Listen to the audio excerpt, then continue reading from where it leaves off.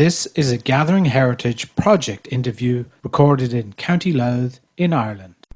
Now, I'm delighted to welcome Catherina Lynch to our Gathering Heritage project. She's in to talk to me a little bit about, I suppose, now with Brexit coming up and hard borders and soft borders and everything. This would be probably, Catherina, a bit of an interest to you because you lived just across the border. Tell us a little bit about where you lived. Yeah, I was born and raised in Forkhill in South Armagh, not too far from Dundalk and not too far from Newry, but yet we always consider Dundalk as being our local town. As I say, because geographically it was closer. There was always a border there when I was a kid. It's not obviously, of course, as visible now as it was then. But when I was a child, the famous phrase was hop the border. You know, we're going to hop the border. Obviously, you had something to hop the border with. I never knew what it was. Would this be going down to the Republic or coming back? I have a funny feeling it was going both ways. It was a great two-way street, you know. The border, of course, was always very lucrative for some. Unfortunately, not for us. There was people and they made a lot of money out of the border, you know, being the way it was. As I say, we didn't fall onto that particular category.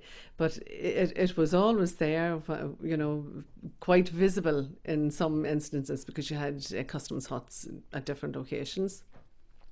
We didn't have one now on the Carrick-a-Stickin Road. That's where the end of the Carrick-a-Stickin Road would join on to, we'll say, the lands of Kilcurry, that area. And there was a wee road shot off up to the side and it was capped. So you could go that wee unapproved road, please? It was a totally unapproved road. There was a signpost up for years. In fact, I wouldn't mind finding one of those signposts, unapproved road. And once you were on an unapproved road, you were instantly, you know, breaking the law. We had no choice because that was our best, easiest access in and out. An unapproved road meant that nobody could go on it.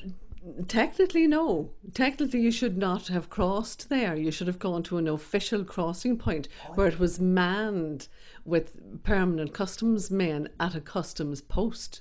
This didn't have customs men permanently. They sort of stationed themselves like fairly covertly in their car or whatever up a wee side road. So we'd be going into Dundalk or out of Dundalk or whatever. We'd obviously have something with us. I never knew what we had because obviously, as you know by looking at me, Harry, I'm just so young. You know, I'm perpetually young. I have a picture of the attic. I never get old, you know. But we'd be crossing the border and my father would be saying, keep an eye out there now, keep an eye out. Is there any cars following us? And just like that time there was only about 3 cars in the county, for God's sake, you know. Did you ever find out what he might have been carrying? Never did. Actually, genuinely never did.